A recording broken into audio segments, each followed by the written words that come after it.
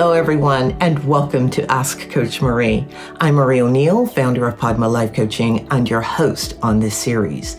This is a place where you ask a question and I give my unique opinion as a life renewal coach, astrologer, and past life regression facilitator. Please know that I am not a therapist and I will never tell you what you must do. Each week on Friday, a new video is released with me answering 2 questions from the viewers. In addition to that, I talk about various other life renewal topics. So let's go ahead and get started with the questions for this week. Our first question for the week comes from Marianne, who is in Cannon Beach, Oregon. Marianne writes, "My brother and I haven't spoken in 10 years. Which hurts tremendously. I'd like to reach out, but wonder if I should. The falling out was because of our mom's estate. Our mom didn't have a lot, but my brother, who is an alcoholic, wanted more than half. He also said he was the eldest son and should have been made the executor rather than me. He stopped talking to me. What do you think? Should I try to reconnect?" Thank you for asking that question, Marianne. And this is one of those questions that I think a lot of people have. Whether you should reach out to your brother or not, that's something that, of course, you have to decide. You have to make the decision on if you're going to do it or even how you're going to do it.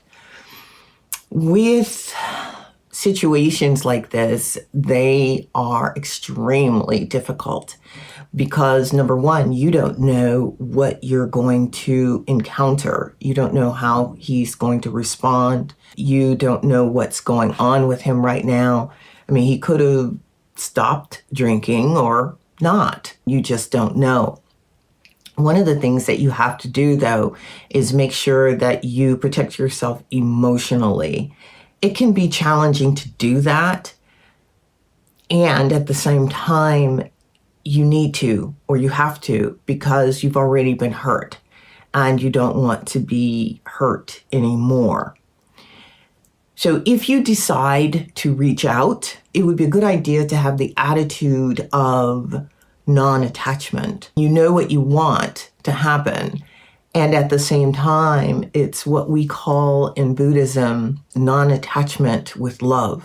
When you contact him, as I said, see if you can emotionally detach so that you're not hurt if he decides he doesn't want to have any contact with you. To do that, my recommendation is to sit in meditation before you call, if you can. If you do meditate, or even if you don't meditate, send up a prayer and ask the divine for guidance on this. Ask the divine for guidance on whether or not you should actually reach out. You'll get that information. You'll be given an answer. You'll know within your gut what the right answer is for you. Sit in meditation, ask for guidance from the divine on what to do. Protect yourself emotionally, and you also want to ask the divine to protect you emotionally too. Doesn't mean that this isn't going to hurt, because it already does hurt. It just means that hopefully you won't hurt more if something happens that isn't what you actually want. Remember, we all have intentions. We all know what it is we want, but that doesn't mean that we will actually receive it. Please take care of yourself and protect yourself above all else. And know that with your brother being an alcoholic, he's not thinking clearly. Sending a prayer up for him would be a good idea too. One other thing, you can talk to your brother through your mind, and send me an email and I can tell you how to do that. But each of us is connected. Because we are connected, we pick up others' thoughts. So if you're praying Or if you're sending a thought of well wishes to your brother and saying that you would like to reconnect with him, there is a part of him that will actually hear that. Now, whether that comes to his conscious mind or not, that's another question. But you can send out that thought to him and know that if he has not shifted or changed, if he is still drinking, if he is still in a bad state and he is still angry with you, you've got to be able to walk away and still send him love and compassion and pray for him. So I hope that answers your question. It's a very good question, and my heart goes out to you for having to deal with this situation. Let's go ahead and get started with the topic for today. The topic today is light of healing. And the reason that I'm talking about light of healing is because of the question that I just answered from the viewer who was asking about her brother and whether or not she should reach out. When we're talking about light of healing, it's light that can actually exist. And it's either white light or green as far as healing is concerned. What you want to do is visualize the light that is healing. You want to visualize it in your mind's eye. And when I say in your mind's eye, I'm not talking about your physical eyes. I'm talking about the eyes that are behind your physical eyes. When you are using your imagination, you can close your eyes and see actually light and pictures. It's that light, and that light is tremendously powerful. You want to see that light and see it as bright as you can. Infuse that light by asking whomever you pray to, the divine, the mother goddess, Jehovah, Allah, whomever you pray to, ask them to infuse that light with healing energy. And then picture that light going out through the ethers to the person you want that light to help and to benefit. One of the things that you can do, which is really beneficial, is sending that light out to everyone here on the earth plane. It's amazing how that will benefit all of us. I'm sure you've heard of people who have gone into prayer to stop war or to affect some change. And you've got a whole group of people who are actually doing this. And you found that at the time of the prayer, the war ceased, at least for a little while. It's the same thing with healing light. The people who you're sending it to will actually receive it.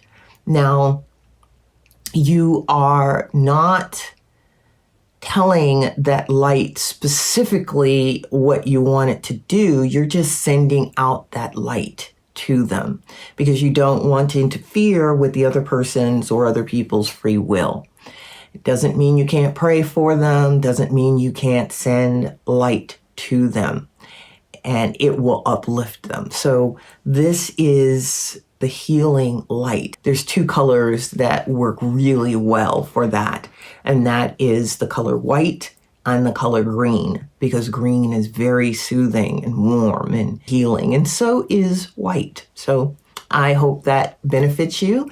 Send me an email or comment and let me know if you have sent out the white light. And here's the other thing. You can send that light. You can have that light envelop you for your own healing too. All right, let's go ahead and work with the next question, who comes from Todd, who is in Pasadena, California. Todd writes, for some reason, I haven't been able to focus on work or much else. It seems my motivation is gone, and I don't know how to get it back. Any ideas? Thank you for that question, Todd. Sometimes when we have a lack of motivation, it's because we have concluded a project or it's time for us to move on to the next thing. Sometimes there's other things going on that causes our motivation to wane. In your case, of course, I have no idea why the motivation is actually not there. Could be, of course, that there's something missing that you need to have in your life that would actually help you become motivated again. We also have an ebb and flow with our energy. What I mean by ebb and flow is that sometimes our energy is high and sometimes it's not. That can be based on a cycle. For example, at this current time, I'm recording this video in the fall. Well, the fall season is a time when we're getting ready to go inward so that we can rejuvenate ourselves, we can rest. And that would be a time when motivation may wane. In the summertime and in the spring, of course, motivation is high because it's spring. So that is based on the cycles. You could be going through another cycle, maybe an astrological cycle, that is causing your energy to wane. You would need to take a look at how old you are because there's cycles based on age, there's cycles based on the different astrological planets. There are many reasons why you are having an issue with motivation. My advice to you would be to get quiet, get centered, and ask the question, why? To your higher mind. Why are you not motivated? And see what happens. When you get the answer, and you will get the answer, then you'll have to decide what, if anything, you want to do about it. If it's a seasonal issue of why you're not motivated, there isn't anything you can do other than nurture yourself and honor that cycle. To push against it can cause you harm. So I hope that answered your question. Please email me or comment below and let me know how you got on. All right, we have come to the end of the questions for today. Thank you. Thank you to everyone who is watching these videos. I really appreciate it. And please like and subscribe to the YouTube channel because that really does help me. It helps get the videos out to other people. If you have questions that you would like me to answer for you, send them to padmacoach@icloud.com. That's padmacoach@icloud.com. If you would like to work with me as your coach, your astrologer, your past life regression facilitator, please check out my website or send me an email letting me know that you would like to meet with me. If you would like to learn more about who I am and how I became a coach and an astrologer, I have a memoir that is available on Amazon, Barnes & Noble, and any of the online bookstores. The memoir is called And the Lotus Opened, a Memoir. And you can actually see it right over my shoulder there. Send me your questions. Be sure to like and subscribe. And I look forward to seeing you back here next week. Bye-bye.